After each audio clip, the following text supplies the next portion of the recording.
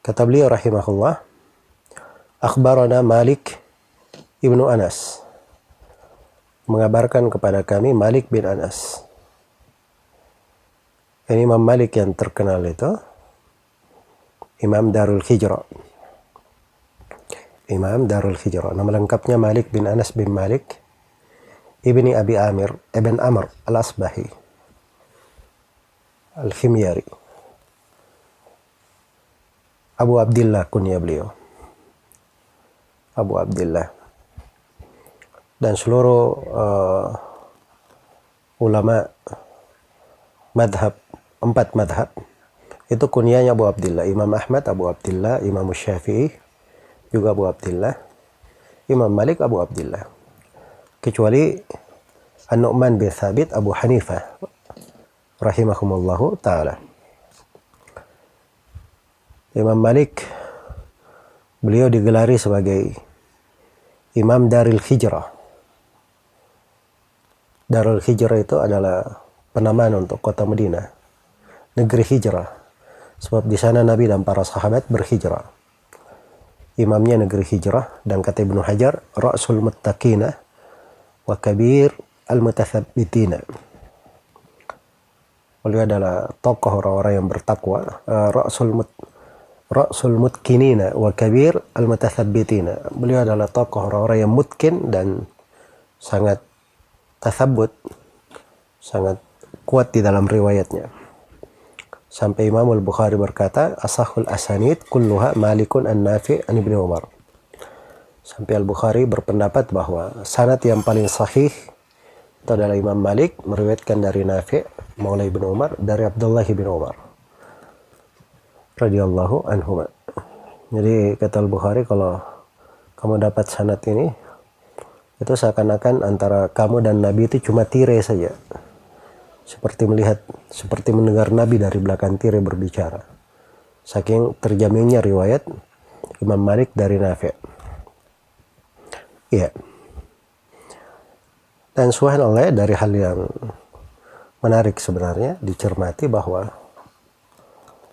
Nafi' ini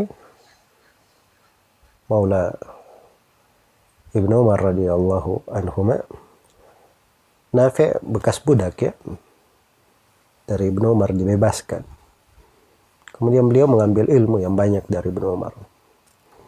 Dan beliau kadang disebutkan kadang duduk mengajar, yang hadir itu cuma Imam Malik rahimahullah.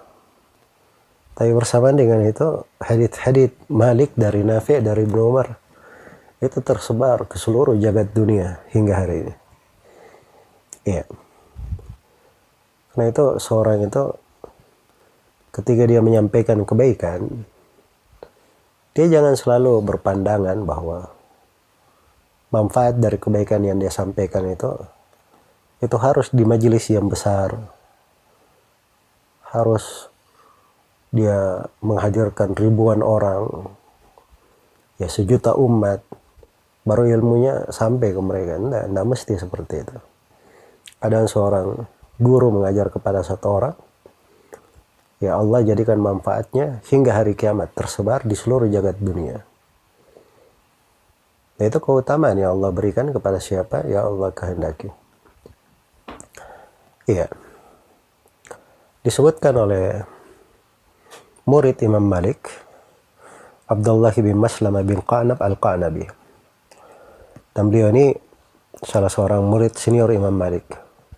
Karena itu Abu Daud As-Sijistani dalam kitab As-Sunan menjadikan riwayat Imam Malik itu dengan perantara Al-Qa'nabi ini, Abdullah bin Maslamah bin Qa'nab al-Qa'nabi. Jadi murid beliau ini Abdullah bin Maslamah al-Qa'nabi berkata, yang saya lihat, yang saya perhatikan, Imam Malik bisa mencapai kedudukan yang sedemikian tinggi itu disebabkan karena sebuah rahasia hati yang selalu dia jaga antara dia dengan Allah Subhanahu wa Ta'ala. Iya. Maksudnya itu dari ketulusan hati, dari keikhlasan hatinya, tidak ada dengki, tidak ada hasad. Memang betul-betul dia lakukan sesuatu itu karena Allah Subhanahu wa Ta'ala. Itulah yang menyebabkan beliau ditinggikan derajatnya. Itu pandangan murid beliau, Al-Qanabi. Ya, nah itu kelihatannya adalah pandangan yang diterima oleh para ulama yang lainnya. Nah itu suatu hari datang orang-orang berkata kepada Imam Malik. Imam Malik menulis kitab Al-Muwatta. Iya. Dan hadits Al-Muwatta itu kalau dibanding ulama yang lain itu nggak banyak. Tidak banyak. Jadi suatu hari ada yang datang kepada Imam Malik, dia berkata bahwa Ibnu Abi Dhi'b, ini Ibnu Abi Dhi'b ulama Madinah juga semasa dengan Imam Malik. Imam besar juga, namanya Muhammad bin Abdurrahman. Dia katakan Ibnu Abi Dhi'b itu menulis kitab Muwatta lebih besar dari Muwatta kamu, wahai Imam Malik. Maka Imam Malik hanya menanggapi santai saja. Beliau berkata, maka lillahi baki. Apa yang dilakukan karena Allah itu yang akan kekal. Itu keyakinan beliau. Jadi itu keyakinan dan pembawaan beliau. Bukan artinya yang lain itu enggak ikhlas ya. Tapi itu keyakinan beliau. Ya. Tapi subhanallah, hingga hari ini umat Islam itu tidak mengenal Muwatta kecuali Muwatta Imam Malik saja.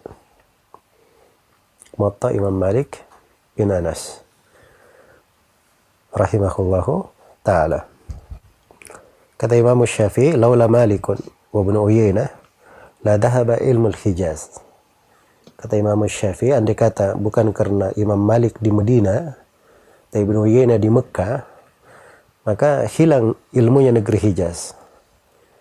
Ya, dua ulama ini lambang ilmu di masanya. Kata Ibnu Wahab, Abdullah bin Wahab Al-Misri, dan beliau berguru kepada Imam Malik dan kepada Imam Syafi'i juga, atau kepada Laits bin Sa'ad. Kata beliau, laula Malikun wal Laits la dhalalna. Kata Ibnu Wahab, andai kata bukan karena Malik dan Laits bin Sa'ad, kami sudah tersesat jalan. Jadi dua ulama ini memang ketika murid duduk kepadanya, maka guru itu memberi pengaruh kepada muridnya, menguatkannya di atas jalan. Itu ciri guru yang bagus. Ya, kalau berguru itu kepada guru, cari guru yang dia memang menghendaki kita itu lurus, menghendaki kita itu istiqamah. Karena itu guru yang seperti itu, dia tidak akan pandang bulu. Kalau kita keliru jalannya, dia akan bicara. Dia akan meluruskan. Dia akan meluruskan. Iya. Ini ciri guru yang bagus ya. Nah, kita ketemukan sebagian dari pemuda atau kawan-kawan yang sudah mulai cinta kepada sunnah. Dia dapat guru hanya kadang kenal sunnah gurunya, cuman sering cuma mengajarkan hal-hal yang membuat dia tertarik, gemar hadir kajian. Tidak diajari sesuatu yang membuat dia teguh di atas keislaman, kuat di atas sunnah. Dia mengenal jalan ahli sunnah, bisa dibedakan dengan jalan ahlul bidah. Ya, akhirnya muridnya tidak dapat manfaat banyak di dalam hal itu. Itu menelantarkan murid namanya. Dan guru yang seperti itu nggak bagus. Karena itu Imam Malik itu rahimahullah, Laits bin Sa'ad, ini guru Ibnu Wahab. Ya, kata beliau, andai kata saya nggak duduk dengan Malik, kepada Imam Malik dan Laits bin Sa'ad, saya sudah tersesat. Di tengah banyaknya pemikiran, sudah muncul bidah-bidah di masa tersebut. Ya, tapi bersamaan dengan itu mereka istiqamah karena dapat guru yang bagus. Dapat guru yang bagus. Dan disebutkan bahwa Imam Malik rahimahullah, beliau kalau ingin keluar untuk mengajar, menyampaikan hadits, beliau berwudu dulu. Seperti mau sholat. Kemudian beliau pakai bajunya yang paling bagus.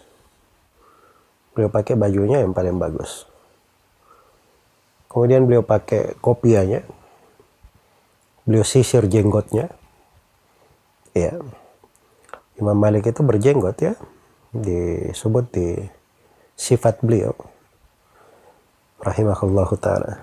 Jadi jangan bilang bahwa yang tidak pakai jenggot itu orang-orang goblok ya. Kata beliau, jadi beliau keluar dengan memakai kopiah, memakai menyisir jenggotnya. Ketika ditanyakan kenapa sedemikian rupa oleh wahai Imam Malik, kata beliau, saya ini ingin memuliakan hadits Rasulullah Sallallahu Alaihi Wasallam. Jadi itu pembawaan beliau seperti itu bukan karena ingin tampil di depan manusia, bagus dilihat oleh orang-orang, tapi ini karena beliau membaca hadits Nabi Sallallahu Alaihi Wasallam. Orang itu harus memuliakan hadits Nabi. Jadi guru yang membacakannya juga, itu dia harus jaga penampilannya supaya dipandang bagus oleh murid-muridnya di dalam menghormati hadits Rasulullah Sallallahu Alaihi Wasallam. Baik, tentunya banyak hal ya dari biografi Imam Malik, bukan sembarangan ya.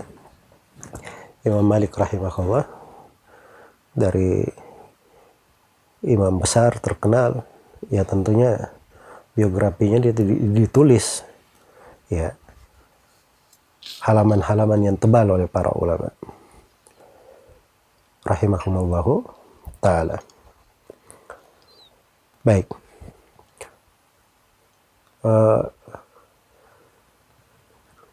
Imam Malik rahimahullahu ta'ala itu lahir pada tahun 93 Hijriah dan beliau wafat di tahun 179 Hijriah. Umur beliau 90 tahun ketika wafatnya.